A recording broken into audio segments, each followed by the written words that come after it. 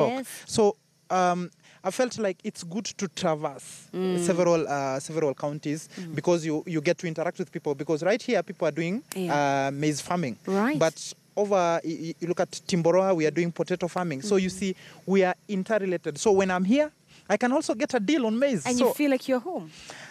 Yeah, it's home.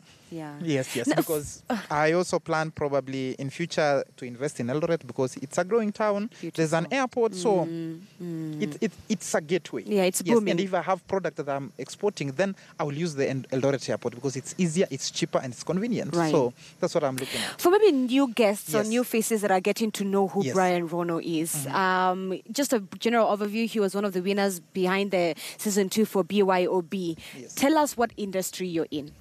I'm in the agriculture industry. Agribusiness, not agriculture. Hey, Agribusiness. agribusiness. Yes. You know, At people only just- 25 years old. Yes, I'm now 26. Not to, You, why? you guys why? didn't do birthday for me. Seriously? No, I can tell when you. was your birthday? No, just... It's past, so I don't want to be reminded that I'm getting old. Oh my goodness. So Rono, tell me, why Yes. agribusiness? At such a young age, well, others probably run for office jobs. Yes. Why agribusiness? Do the math. Look at the world. I have a friend of mine who was studying together in campus. Okay. I did actuarial science. University of Eldoret, just across this town. And we sat and we did the math. And we looked at what the whole world is doing. We looked at South Korea. They are having what we call aeroponics and hydroponics. They don't have space because of the terrain. And the but they are, yes. the population is big, Yes. is huge. But they are planting in warehouses using ultraviolet lights. They don't use soil. They use circles to plant vegetables. We looked at Canada. They're doing the same thing. I looked at China. They are doing potatoes even at 7 degrees Celsius. I looked at the Netherlands. These people feed the world. In Kenya, China is feeding Kenya using fish, processed fish. But our fish, we can't process. We can't feed our own nation. So if you look at the UN Strategic Development Goals, one of the major agenda of UN Strategic Development Goal, one of the pillar is food security. And every time, even about 4 months ago, we were complaining that there was drought, we didn't have enough food, we didn't have enough maize. So agribusiness is the deal. Now, And I'm glad you say that Yes. because, first of all, as an African continent, Yes. we have the space, we have the weather. Exactly. So unlike those other Western countries that are already having to suffer because of probably their land is not as fertile as ours and having to grow their crops in different areas. Yet here on the African continent, we have the space and we have the workforce, Yeah. but we don't seem to be the ones feeding the world. It's the other way Exactly. around. yes, exactly. Now, you see, in this country, most of the youth are looking for employment. The government is promising youth 1 million jobs. Where do you get 1 million jobs if you don't empower the same youth to generate industries, to put up industries? An industry doesn't require to be $1 million industry. It can be 100,000 shillings industry employing 3 people. I am an industry. I'm employing more than 20 people on contract basis. I have already given employment to people and I'm seeking to give employment to more people. However much the wages may be small, depending on this or the scalability of Right. the business. But you see, if every time we are saying we are creating jobs, how do you create jobs? What is the unemployment rate in Kenya? Number 2, in university, honestly, I can say the reason why I did actuarial science and I'm back in agriculture is because our system of education is training us to be slaves to jobs, to be people wow. who will always look for jobs. You are Right. trained that finish high school, go to campus so that you get a job. But do the math. You get a good job. A good job, they say, paying you maybe 80,000, 70,000, 100. Let's just work with 100,000. In this day and age, let's work with 100. Yes. 120,000 Yes. entry to maybe one of the big 5 companies, entry level. 120,000, they place the total, that is the gross. They place you in Nairobi. How much rent do you pay? 30,000. That is 120 minus 30. How much fare do you use in terms of commuting? It's a lot of money. Logistics And to get work done, logistics, airtime. Number 2, you haven't sent your mother airtime. You haven't fed your kids. You have to take your kids to school in future. How do you survive? Assuming you're saving 20,000 or 30,000, for how long will you save 1 million with 30,000? You can't. You can't. You can't. But I can give you a simple math. Tell me. In agriculture, if I do an acre of potatoes, Okay.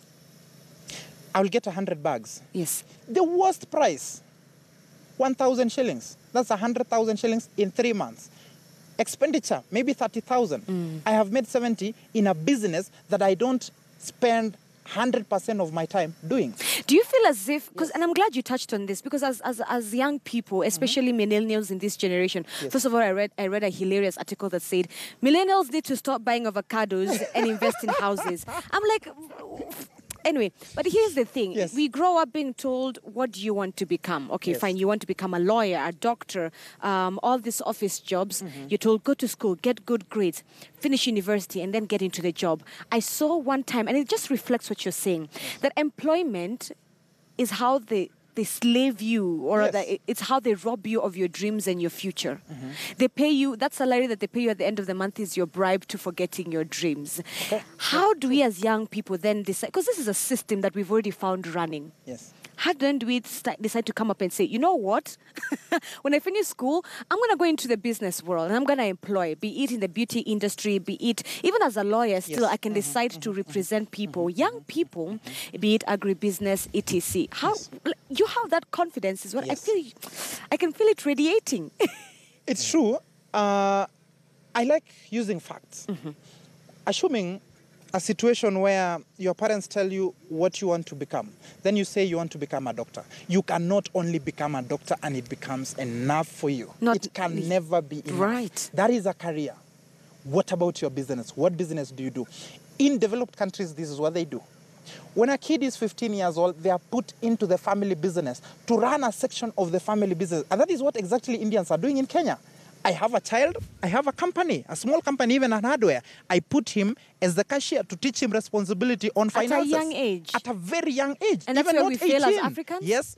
By the time the parents are getting old, the children are taking over the business and expanding. Number two, the rate at which we get our children. Our parents were okay because there was land, there was everything. And the economy was okay. The economy was okay. 50 shillings, you would go to a supermarket and come with the shopping for a whole month. But do the math. If you have 10 children at the moment, you're already poor. But if you have 2 children and you have a company, a big company, you're better 50 million company, worth company, those children would run that company. And it's a matter of giving them the responsibility to do exactly the same thing. So we're only given the opportunity to stay in school for 16 years, only to come and look for slavery. And there's a bitter truth. Tell me. I don't like saying it because I know employers would hate me to say this, but let me just say, don't take it serious if you are an employer. But if you're a job seeker, take it seriously. Employment is you're providing service, you are a machine of a company to make profits for someone else.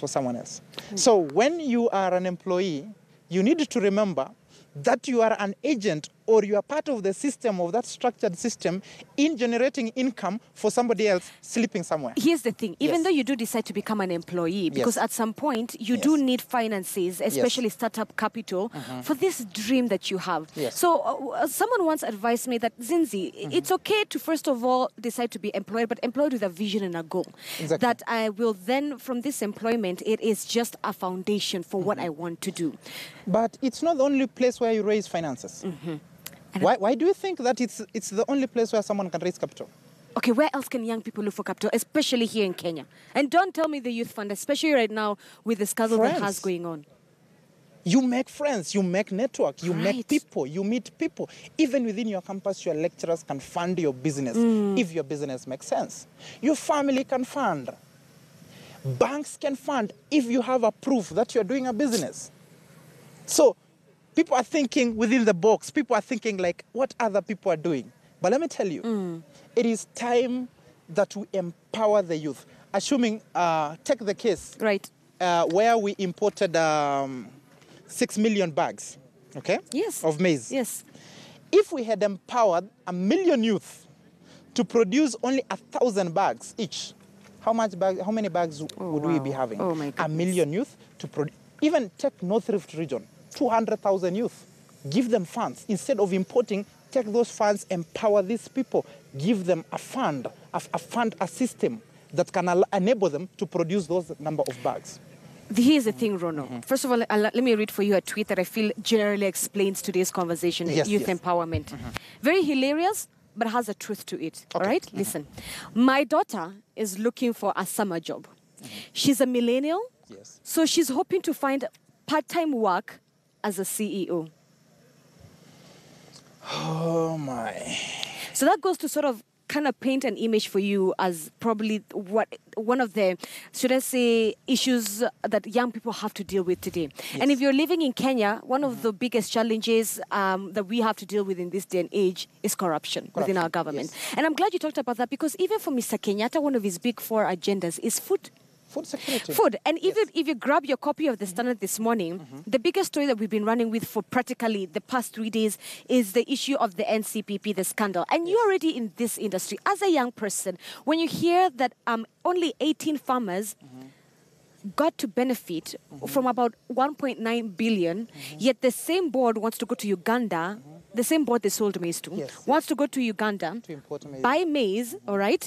And on top of that, they want to buy maize, sell it here in Kenya, while 4,000 farmers who also equally worked hard are just sitting with their produce. As a young person in this industry, do you feel robbed of your future when you hear that? Kenya was sold a long time ago. We are living in a country that doesn't belong to us. And it's not our leaders who sold this country. It is ourselves, the people of Kenya.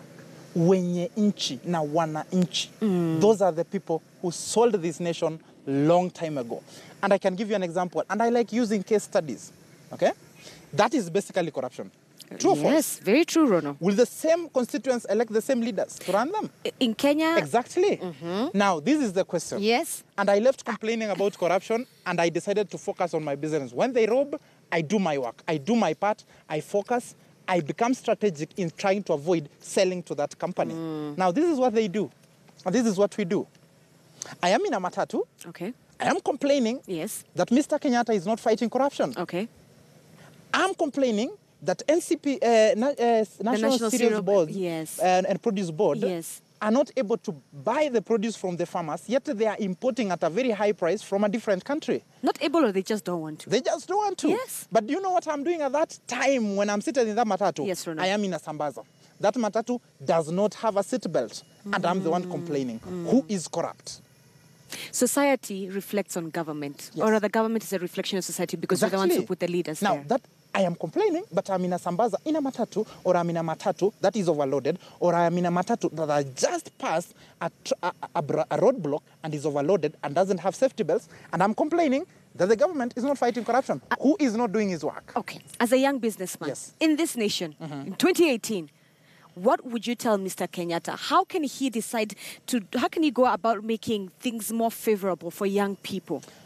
Especially those that are in business. Because nowadays in Kenya, and this is a conversation we were having earlier this week with the creative industry, young people within the film industry. Filming in Kenya has become a hassle. The taxation you have to pay. The ups and downs you have to... Oh my goodness, what you have to do just to get a film out in Kenya? A lot. And then here we are having MCAs who are saying, listen, we want a salary increment. We still want things allocated to us. I remember... What do you want to see Uhuru just 1 do? second. I ran for member of county assembly, but I lost, unfortunately. But it was a good thing. On that note, I can tell him 3 things. Okay. But one, let me just make a point. Okay. That we sent our members of county assembly to a legislative summit. And in the legislative summit, they were asking for loans to buy cars. I'm telling you, we don't have leaders, we have quacks. That is one. For very sure. Maybe not all of them, but a bigger percentage. A drop in the ocean doesn't make sense. But for Kenyatta, there are 3 things you need to do. Tell me. Currently, I'm being taxed 3 times if you have a product. 3 times. And it's rise. And you're going to cut even? Is the taxation. Don't tax us so much. Seal the loopholes where the money disappears to. Okay. Because if you are getting a product, you'll find that you are paying VAT, you've paid due for what? In transport, you've paid some tax. The same business is being taxed by the county government. When you want to transport, you have to look for movement permit. You have to move to Nairobi. Number 3, we love our country, and we cannot get another country better than this. So we need to restrict as well If we can allow somebody from Mozambique to come visa-free to Kenya and do business, yet a Kenyan is not able to do business in Kenya, then it is wrong. We have to be patriotic like Americans. Yes. They will tell you, we are Americans, this is our country, we are going nowhere, you have to go. Our citizens first. Yes, citizen first, Kenyan first. 2. 3. That is the third one? Yeah. Okay, counting. Okay. Taxation, and then being patriotic, making sure that business is easier for Kenyans compared to foreigners. Yes. Number 3. Number 3,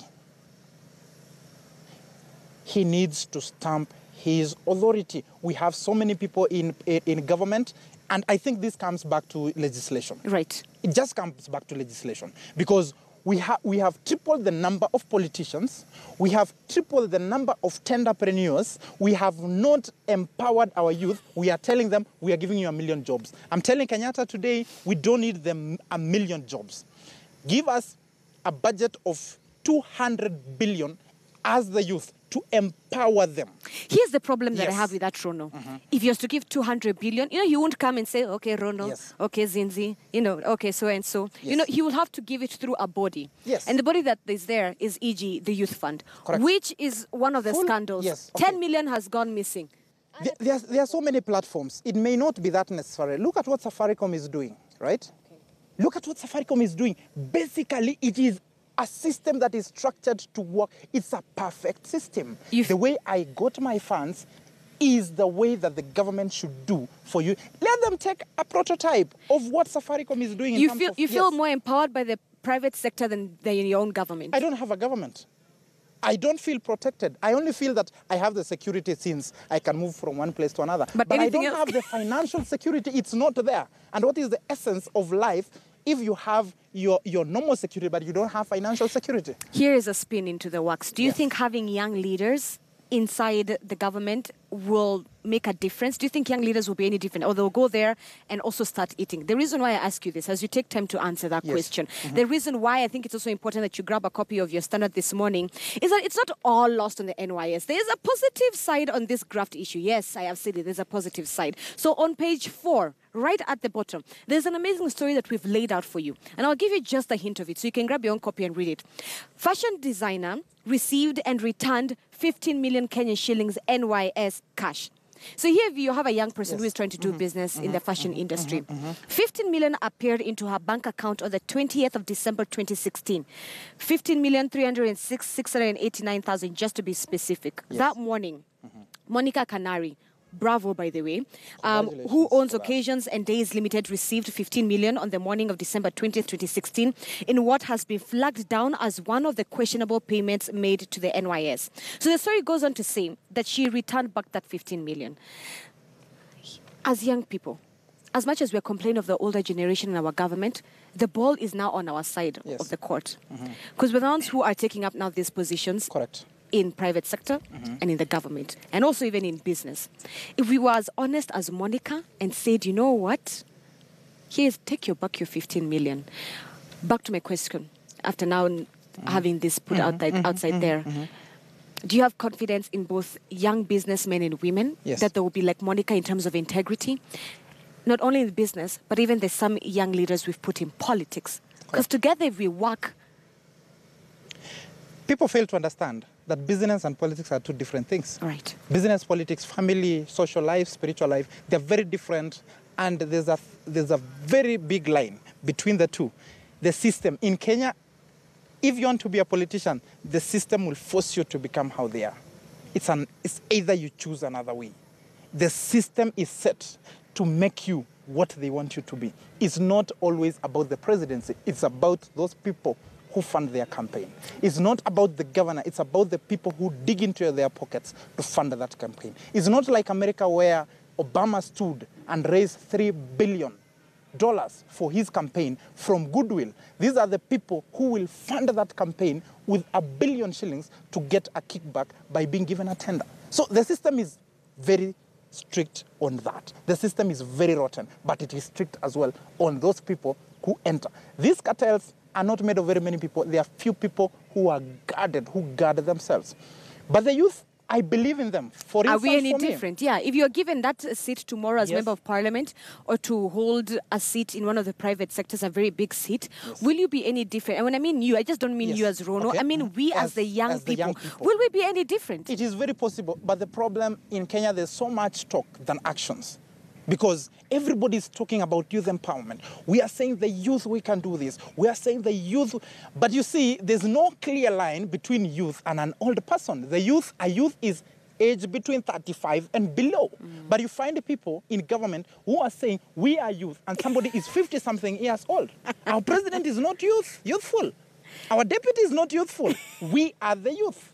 So, we don't have to take over the government as youth. We need a share of the government. For instance, if you have the Ministry of Youth, let's have youth in that ministry. But again, we don't want a part of it. We don't want to be part of this government. It's always not interesting to be part of the government. You feel the power that we run this country. But the question is, how do you run yourself? We want to be part of Kenya. We don't want to over-rely on the government. If we are empowered, I will have my farm, I will have my business running, I'm paying less tax, I'm selling my produce. I will not even bother with the government. And that is where even tribalism kicks in. I was actually about to bring that in. And that is where ethnicity kicks in. Because we are only interested in the power. But if I'm made comfortable, I will not care who the president is. If I'm comfortable, I'm having a business running, whether agriculture, whether just beauty any industry. Beauty industry that's running very well. Let me tell you, the people who fight in this country are not the rich. The poor are the ones who take pangas and cut their relatives and cut their enemies. But let me tell you, the people in Runda, the people living... You will not see them on the streets. You will not see them fighting. You will see them making business deals, taking advantage that these people, pangas, zijauzwa, let's supply them with pangas. Let's supply them with food because nobody is producing. They will never fight. And here's a problem that is also a problem with us as young people within this nation. When it's time to go to the ballot, we do not choose someone because of their past credentials or if they've never been in politics, what they plan to do. Instead, we go with the same rotten mind and mentality of the older generation is, what tribe do you support, you know? Because at the end of the day, when you're at the ballot, it's you alone with a paper and your pen and you're voting in someone. Zinzi, yeah. Let me just help you. You know, this is a Nairobi talk. Nairobi or the nation talk? No, it's not the nation. It's Nairobi talk. Let me tell you today, facts. Okay. I like dealing with facts. I'm an actuarial scientist. I'm a statistician. I love numbers. Let's see what percentage of the population is educated. Last time the statistics showed those people who have managed to go through secondary schools was 7% of the Kenyan population. Yes. What is 7% of Kenyan population? Kenyan population voter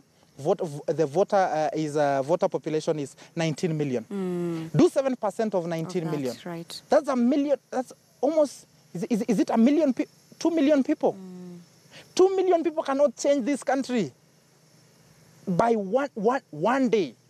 The literacy level within our population, the 40 million people do not think. 80% do not think. They wait for what one person will say. They will wait for what a certain politician will say. So many people didn't read this constitution. Even I can say 50% of those who voted for this new constitution did not read it. Because they took time and said, so and so has said, so let's vote that person. Yes. How many people did read the manifesto of Jubilee on NASA? How many? The population in Kenya that is voting in Kenya, the literacy level, I'm telling you, is less than 5%.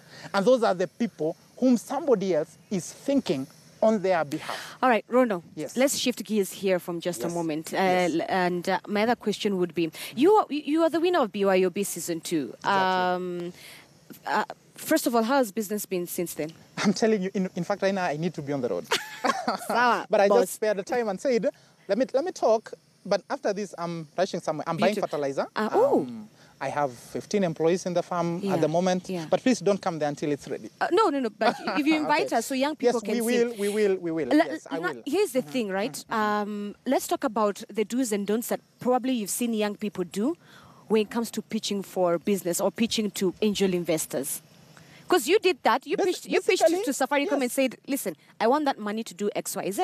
It's What was only your potato. secret? It's only potato. You know, people are saying, It is not- Rono, your secret is not this guy is potato." a potato guy.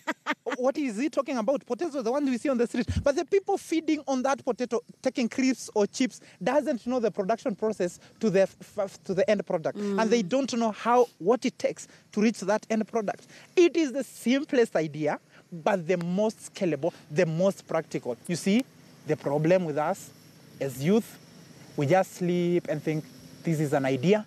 It's a very complex idea. People want to make applications, which is being made by Chinese day in, day out. People, instead of feeding the same people, we failed as youth to look at what are the needs of the society. This is not a Chinese society. This is not an American society where we need iPhones. This is a society that we need to feed, we need to clothe, we need to shelter. All right. Okay? Yes. So when you are pitching, think of how practical is your idea to the society. And the society is Kenya. And it shouldn't, as Trusha said the other time, it shouldn't be a textbook idea that you just see somebody else. In fact, these people just go on Google, they look at projects, they see a project in the Netherlands, so they come and pitch. All right. Yes. So you've had it from Rono right there. When it comes to business, is your business even scalable? And how will it influence society? So that society is right here in Kenya. How do you use your money? That's the thing. Because you cannot give me a business that doesn't have cash flows. Right. For me, I will tell you how much I am producing a single bag of potato at. Hopefully at another time because of time. Thank you. But thank you so much, Brian. Welcome. All right. It's been a pleasure. Youth there. Ebu, majama. Tuingie wera. Boss tuingie job. Then you've had it from Brian Rono, who was the winner of BYOB Season 2. This morning, we are live from Eldoret, Western Kishu County. It's all about youth empowerment. We're taking a quick break. When we come back, you're going to meet more young, amazing people who are doing an amazing job on the grounds right here. Stay with Weekend Express.